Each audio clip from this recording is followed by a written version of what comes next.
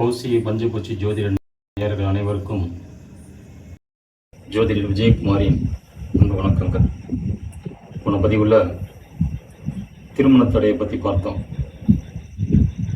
எந்தெந்த கிரகம் எந்தெந்த இடத்துல இருந்தால் திருமண தடை ஏற்படும், காலதாமதம் ஆகுதும் நம்ம பற்றி பார்த்தோம். இந்த பதிவில் அந்த திருமண தடையை பற்றி விரிவாக பார்க்க போகிறோம். 12 லக்னத்துக்கும் விரிவாக பார்க்க போகிறோம். முதல்ல மேஷ லக்னம். இந்த மேஷ லக்னத்துக்கு எந்தெந்த கிரகம் எந்தெந்த இடத்துல இருந்தால், எந்த கிரகத்தோடு சேர்ந்திருந்தா, எந்த கிரகத்தோட பார்வை பெற்றிருந்தா திருமண தடை ஏற்படும் என்பதை பற்றி பார்ப்போம். அதற்கு முன்னாடி எந்தெந்த கிரகம் எந்தெந்த வீட்டுக்கு அதிபதிங்கிறத தெரிஞ்சுக்கிட்டாதான் அது எத்தனை வீட்டுக்கு அதிபதி, இப்போ மேஷ லக்னத்துக்கு இந்த கிரகம் இத்தனை வீட்டு இந்த இடத்துக்கு அதிபதி அப்படின்னு தெரியும். அதை இப்போ பார்த்துருவோம்.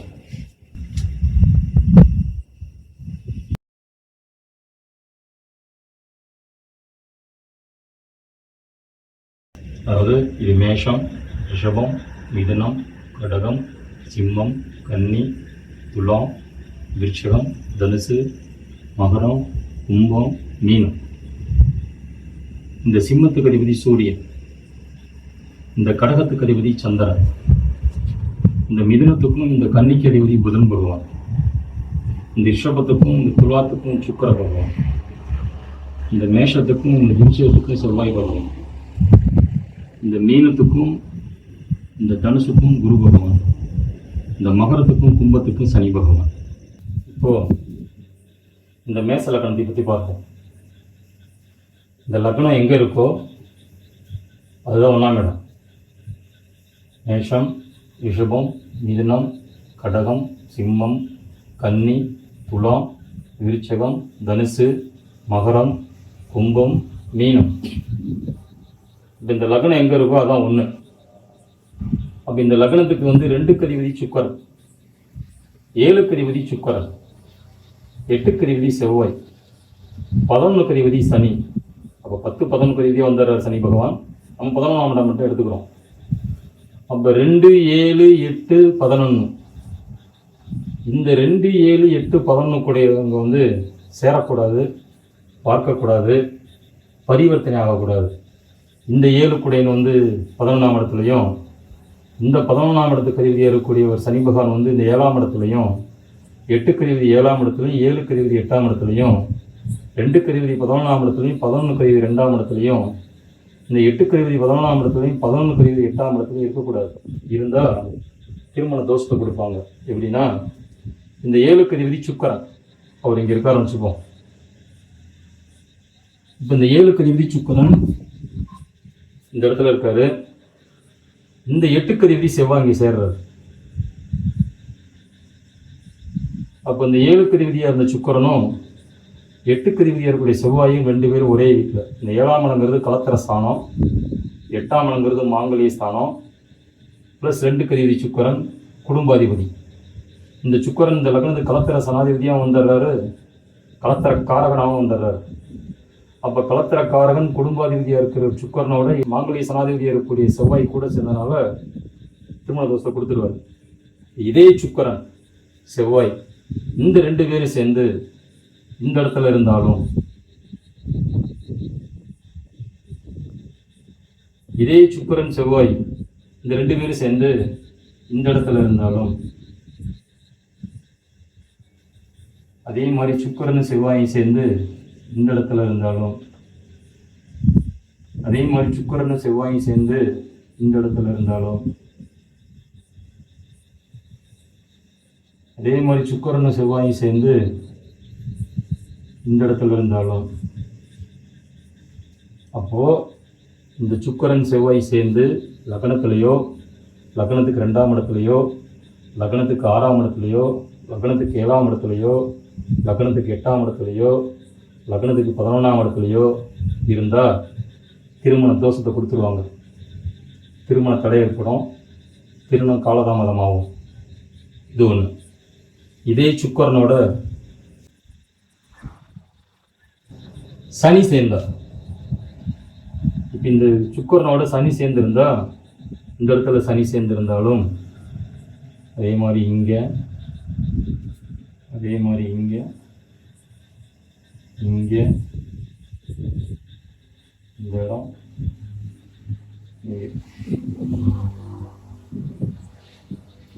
இந்த இடங்களில் சுக்கரன் இருந்து சனி சேர்ந்திருந்தாலும் திருமண தோஷத்தை கொடுக்குங்க. அதே மாதிரி இந்த இடத்துல இருந்தாலும், ஏன்னா சொல்கிறேன், இது வந்து வியாழனோட வீடு.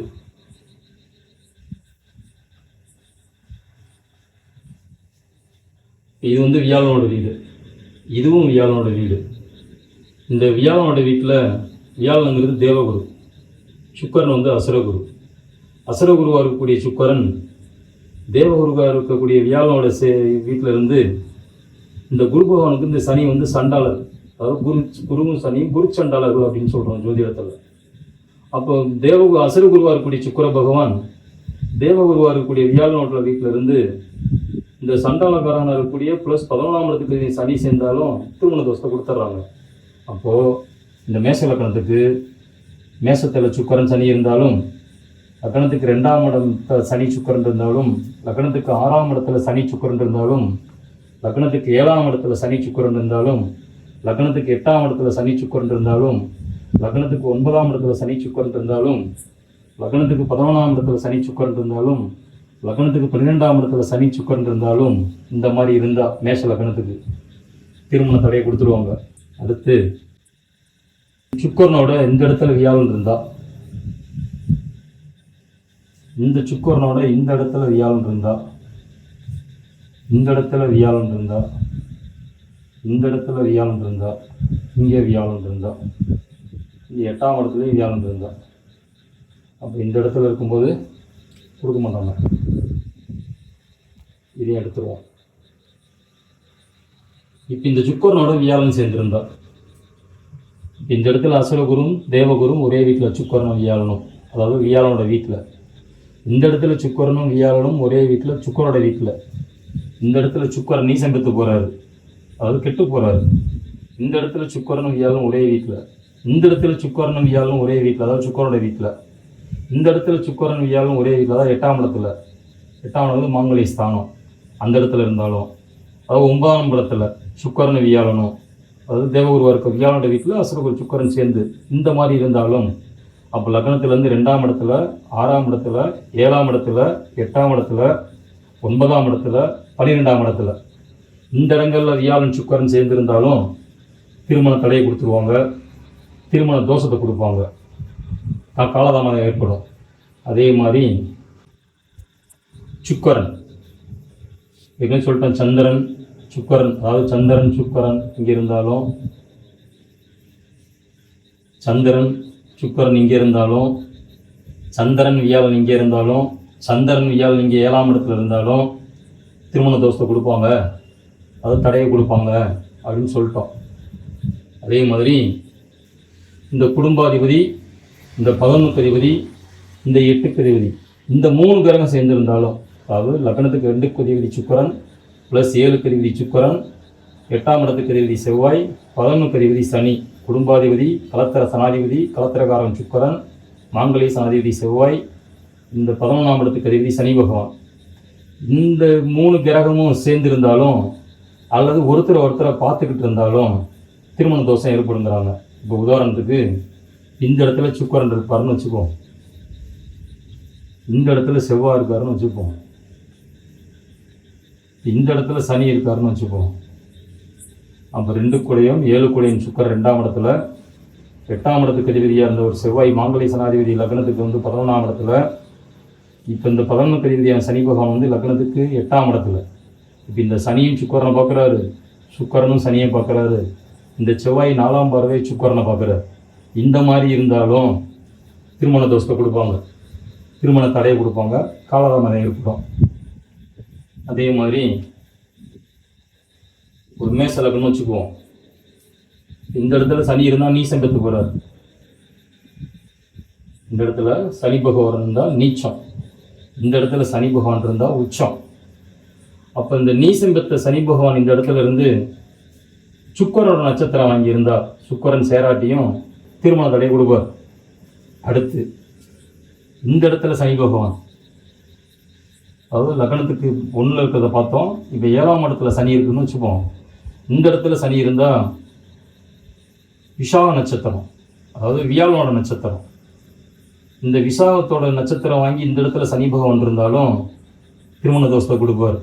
சுக்கிரன் பார்வை பெறாட்டியும் செவ்வாய் பார்வை பெறாமல் இருந்தாலும், அல்லது சுக்கிரன் செவ்வாயோட சேராமல் இருந்தாலும், வியாழனோட நட்சத்திரம் இங்கே இருந்தால் சுக்கிரன் பரணி நட்சத்திரம் சுக்கிரோட நட்சத்திரம் வாங்கியிருந்தா, இங்கே இருந்தால் விஷாக நட்சத்திரம் அதாவது வியாழனோட நட்சத்திரம் வாங்கியிருந்தா திருமண தோஷத்தை கொடுப்பாங்க. அதே மாதிரி இப்போ உதாரணத்துக்கு பார்ப்போமே, இது மேஷ லக்னம். இப்போ இந்த இடத்துல சனி இருக்காரு. இது ஒரு ஜாதகம்னு வச்சுப்போமே. அப்போது 1 2 3 4 5 6 7 8 9 இது மாதிரி 6 நாள் இருக்கலாம். இது ஒரு ஜாதகம். அதாவது லக்னத்தில் சந்திரன், லக்னத்திலிருந்து 5ஆம் இடத்துல ராகு, லக்னத்திலிருந்து 7ஆம் இடத்துல சூரியன், லக்னத்திலிருந்து 8ஆம் இடத்துல புதன், லக்னத்திலிருந்து 9ஆம் இடத்துல சுக்கிரனும் செவ்வாயும், லக்னத்துக்கு 10ஆம் இடத்துல குரு பகவான், லக்னத்துக்கு 11 கேது பகவான், லக்னத்துக்கு 12ஆம் இடத்துல சனி பகவான். இப்படி இருந்தால் இது எந்தெந்த கிரகம் தோஷத்தை கொடுக்கும் அப்படின்னு பார்த்தோம்னா, ஏற்கனவே சொன்ன மாதிரி லக்னத்தில் சந்திரன் இருந்தால் தோஷம், இது ஒன்று. அடுத்து இந்த லக்னத்துக்கு 7க்கு அதிபதியாக ஒரு சுக்கிரன், அதாவது கலத்திர சனாதிபதி, கலத்திர காரகன். 8ஆம் இடத்துக்கு அதிபதி செவ்வாய், மாங்கல்ய சனாதிபதி. 2 பேரும் ஒரே வீட்டில் இருந்தாலும் தோஷம், திருமண தடை கொடுப்பார். அடுத்து இந்த 7ஆம் இடத்துக்கு அதிபதியாக இருக்கக்கூடிய சுக்கிரனையும் 8ஆம் இடத்துக்கு அதிபதியாக இருக்கிற செவ்வாயும் இந்த 9ஆம் இடத்துல இருந்து சனி பார்க்குறாரு. 10ஆம் பார்வையா, இங்கிருந்து 10ஆம் பார்வையா சனி பார்க்குறாரு. அப்போ 11 கூடியவன். அப்படி இருந்தாலும் திருமண தோஷத்தை கொடுக்குறாங்க. அடுத்து பார்த்தோம்னா இந்த சுக்கிரன் செவ்வாய் எங்கே இருக்காங்க? சுக்கிரன் அசுரகுரு, செவ்வாய் மாங்கல்ய சனாதிபதி, தேவகுருவாக இருக்கக்கூடிய வியாழனோட வீட்டில் இருக்காங்க. இப்படி இருந்தாலும் திருமண தோஷத்தை கொடுப்பாங்க. இதில் இன்னொன்று, இந்த சனி வியாழனும் திருமண தோஷத்தை கொடுக்குறாங்க. இந்த மாதிரி இருந்தும் இந்த வியாழனும் சனி திருமண தோஷத்தை கொடுக்குறாங்க. எப்படி கொடுக்குறாங்க? 11க்கு அதிபதியாக இருந்தவர் சனி, 10க்கு அதிபதியாக இருந்தவர் சனி. அவர் போய் 12ஆம் இடத்துல போய் மறைஞ்சு போயிட்டார் வியாழனோட வீட்டில். அந்த வீட்டுக்குள்ளே குரு பகவான் போய் நீசம் பெற்று போயிட்டார். அப்போ இந்த சனியும் வியாழனும் 2 பேரையும் பரிவர்த்தனை ஆகி இவர் நீசம் பெற்று போயிட்டார், அதாவது கெட்டு போயிட்டாரு. இந்த இடத்துல சனி இருக்கார் 12ஆம் இடத்துல. அப்போ வியாழனோட வீட்டில் சனியும் சனியோட வீட்டில் வியாழனும் 2 பேரும் பரிவர்த்தனை ஆகி சண்டாளத்தில் மாட்டிக்கிறாங்க. இவங்களும் தோஷத்தை கொடுப்பாங்க. இந்த மாதிரி கிரகங்களுக்கு இருக்கிறவங்க கண்டிப்பாக திருமண தடை ஏற்படும், திருமண தாமதமாகும். இந்த தோஷத்துக்கு என்னங்கிறத அப்புறம் விளக்கமாக சொல்கிறேன் உங்களுக்கு. அடுத்து இதே மேச லக்னம் வச்சுப்போம். இந்த மேச லக்னத்தில் இப்போ செவ்வாய் இங்கே இருக்கார்.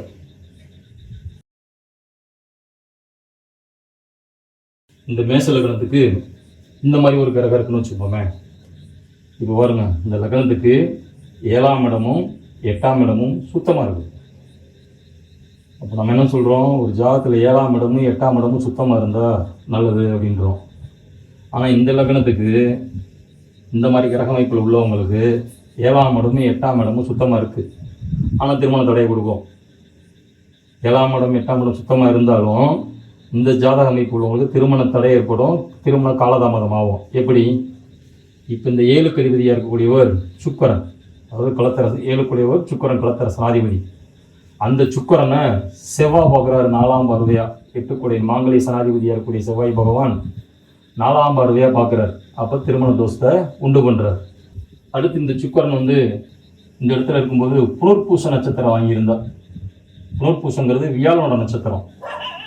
அப்போ அசுரகுருவாக இருக்கக்கூடிய சுக்கிர பகவான் இந்த லக்னத்துக்கு கலத்திர சனாதிபதி, குடும்பாதிபதியாக இருந்து தேவகுருவாக இருக்கக்கூடிய வியாழனோட நட்சத்திரம், அதாவது புனர்பூச நட்சத்திரம் வாங்கியிருந்து இந்த செவ்வாய் பார்த்துருந்தா திருமண தோஷத்தை கொடுத்துருவார், திருமண தடையை கொடுப்பார். இதே இந்த இடத்துல சுக்கிரன் இருக்கார், இந்த இடத்துல புனர்பூச நட்சத்திரம் வாங்காமல் செவ்வாய் பார்த்தாருன்னா திருமண தடையை கொடுக்க மாட்டார். அந்த சுக்கிரன் அந்த இடத்துல இருந்தால் இந்த புனர்பூச நட்சத்திரம் வாங்கியிருக்கணும், வாங்கியிருந்தால் தான் திருமண தடையை கொடுப்பார். அடுத்து இந்த இடத்துல சனி பகவான் இருக்கார், அதாவது இந்த லக்னத்துக்கு 11 கூடையும். இந்த லக்னத்துக்கு 11 அதிபதியாக அந்த சனி பகவான் லக்னத்துக்கு 2ஆம் இடத்துல சுக்கிரனோட வீட்டில் உட்காந்துருக்கார். அப்போ இந்த இடத்துல சனி இருந்தால் திருமண தடையை கொடுப்பாரு. எப்படி கொடுப்பாருன்னா மிருகசீரிட நட்சத்திரம் வாங்கியிருந்தா. அப்போ இந்த இடத்துல சனி பகவான் இருந்து 8ஆம் இடம் மாங்கல்ய சனாதிபதியாக இருக்கக்கூடிய செவ்வாவோட நட்சத்திரம் வாங்கி, அதாவது மிருகசீரிட நட்சத்திரங்கிறது செவ்வாவோட நட்சத்திரம். அப்போ மிருகசீரிட நட்சத்திரம் வாங்கி சனி இங்கே இருந்தாருன்னா திருமண தடையை கொடுப்பார். அப்போது இந்த ஜாதகத்தில் 7, 8 சுத்தமாக இருக்குது. ஆனால் இந்த கிரகம் இந்த இடத்து மாதிரி அமைப்புலேருந்து இந்த நட்சத்திரம் வாங்கியிருக்கிறதுனால திருமண தடையை கொடுப்பார். அப்போ 7ஆம் இடம் 8ஆம் இடம் சுத்தமாக இருக்கிறதுனால ஒரு ஜாதகம் சுத்த ஜாதகம் சொல்ல முடியாது, சீக்கிரம் திருமணம் நடந்துடும் அப்படின்னு சொல்ல முடியாது. அதே மாதிரி இந்த இடத்துல சுக்கிரன் இருக்கார். இவரு கூட சந்திரன் சேர்ந்திருந்தா திருமண தடையை கொடுப்பாங்க, திருமண தோஷம் உண்டாயிரும், திருமண தடையை கொடுப்பாங்க. அதாவது லக்னத்துக்கு 6ஆம் இடத்துல. அதே மாதிரி இந்த இடத்துல இங்கே இருந்தால் ஏற்கனவே சொல்லிட்டோம், லக்னத்தில் சுக்கிரன், லக்னத்துக்கு 7ல் சுக்கிரன், லக்னத்தில் சந்திரன், 7ல் சுக்கிரன்ட்டு. அதே மாதிரி இந்த இடத்துல இருந்தாலும் அதே மாதிரி லக்னத்துக்கு 8ஆம் இடத்துல போய் சுக்கிரனும் சந்திரன் இருந்தாலும், லக்னத்துக்கு 2ஆம் இடத்துல சுக்கிரனும் சந்திரன் இருந்தாலும் திருமண தோஷத்தை கொடுப்பாங்க. அதே மாதிரி இந்த லக்னத்துக்கு 11ஆம் இடத்துல சுக்கிரனும் சந்திரன் இருந்தாலும் திருமண தடையை கொடுப்பாங்க. அப்போது லக்னத்துக்கு 2ஆம் இடத்துல சுக்கிரன் சந்திரன் இருந்தாலும் திருமண தடையை கொடுப்பாங்க. லக்னத்துக்கு 6ஆம் இடத்துல சுக்கிரன் சந்திரன் இருந்தாலும் திருமண தடை கொடுப்பாங்க. லக்னத்துக்கு 7ஆம் இடத்துல சுக்கிரன் சந்திரன் இருந்தாலும் திருமண தடையை கொடுப்பாங்க. லக்னத்துக்கு 8ஆம் இடத்துல சுக்கிரன் சந்திரன் இருந்தாலும் திருமண தடையை கொடுப்பாங்க. லக்னத்துக்கு 11ஆம் இடத்துல சுக்கிரன் சந்திரன் இருந்தாலும் திருமண தடையை கொடுப்பாங்க. இது நட்சத்திர பாதம் இருக்குது கணக்கில். இப்போ நட்சத்திர பாதம் தான் இந்த இடத்துல ரோஹிணி நட்சத்திரம் வாங்குவார் சந்திரன். ரோஹிணி நட்சத்திரம் முழு நட்சத்திரத்தில் இருப்பார். அப்போ இந்த முழு நட்சத்திரத்தில் ரோஹிணி நட்சத்திரத்தில் இருந்தாலும் திருமண தடை கொடுக்க மாட்டார். இதே இவங்க மிருகசீரிட நட்சத்திரம் வாங்கி இந்த சுக்கிரனும் மிருகசீரிட நட்சத்திரம் வாங்கியிருந்தா திருமண தடையை கொடுத்துருவாங்க. அப்போ இந்த இடத்துல சுக்கிரன் மிருகசீரிட நட்சத்திரம் வாங்கி இந்த சந்திரனும் மிருகசீரிட நட்சத்திரம் வாங்கியிருந்தா திருமண தடையை கொடுத்துருவாங்க. இதே மாதிரி தான் ஒவ்வொரு கிரகமும் நட்சத்திர பாதம் இருக்குது. அப்போ நட்சத்திர பாதம் என்னென்னா பாதசாரம்னு சொல்லுவாங்க. எந்த கிரகம் எந்த நட்சத்திரத்தில் உட்காந்துருக்கு அப்படின்னு சொல்கிறது. இதெல்லாம் பார்த்து இந்த மாதிரி கிரக அமைப்பு இருந்தாலும் அந்த நட்சத்திர பாதம் பார்த்து இந்த திருமண தடையை பற்றி சொல்லணும். இப்போ இந்த திருமண தடையை பார்த்தோம். இப்போ மேஷ லக்னத்துக்கு திருமண தடை இந்த கிரகம் இந்த இடத்துல இருந்தாலும் இந்த எந்தெந்த கிரகத்தோடு சேர்ந்துருந்தா 2 உதாரண ஜாதகம் கூட பார்த்தோம். இந்த திருமண தடைக்கு என்ன நிவர்த்தின்னு பார்த்தோம்னா அந்த கிரகம் எந்தெந்த கிரகம் யாரோட நட்சத்திரம் வாங்கியிருக்காருன்னு பார்க்கணும். இது சொல்லியிருக்கேன் ஏற்கனவே. இந்த இடத்துல சுக்கிரன் இருந்தால் மிருகசீரிட நட்சத்திரம் வாங்கியிருந்தா தோஷம் ஏற்படும். அந்த இடத்துல சுக்கிரன் வந்து புனர்பூச நட்சத்திரம் வாங்கியிருந்தா தோஷம் ஏற்படும் அப்படின்னு சொல்லியிருந்தோம். இது மாதிரி தோஷம் கொடுக்குற கிரகங்கள், தோஷம் கொடுக்கக்கூடிய கிரகத்தோட நட்சத்திரம் வாங்கியிருந்தா திருமண தோஷத்தை உண்டு பண்ணி விட்டுரும். அப்போது ஒரு திருமண தடை ஏற்படுதுன்னா ஒரு ஜாதகத்துக்கு கிரகத்தை பார்க்கணும். அது மட்டும் இல்லாமல் அந்த கிரகம் யாரோட நட்சத்திரம் வாங்கியிருக்காரு, அந்த நட்சத்திர சனாதிபதி யார், அதுக்கு என்ன பண்ணணுங்கிறத ஜாதகத்தை ஆராய்ஞ்சு பார்க்கணும். இப்படி தான் திருமண தோஷம் ஒவ்வொரு ஜாதகத்துக்கும் வரும். இந்த பதிவில் மேஷ லக்னத்தை பற்றி பார்த்தோம். அடுத்த பதிவில் ரிஷப லக்னத்தை பற்றி பார்ப்போம். ரிஷப லக்னத்துக்கு எந்தெந்த கிரகம் எந்தெந்த இடத்துல இருந்தால் யாரோட நட்சத்திரம் வாங்கியிருந்தால் திருமண தடை ஏற்படும், அதுக்கு என்ன பண்ணணுங்கிறத அடுத்த பதிவில் பார்ப்போம். நன்றி, வணக்கம்.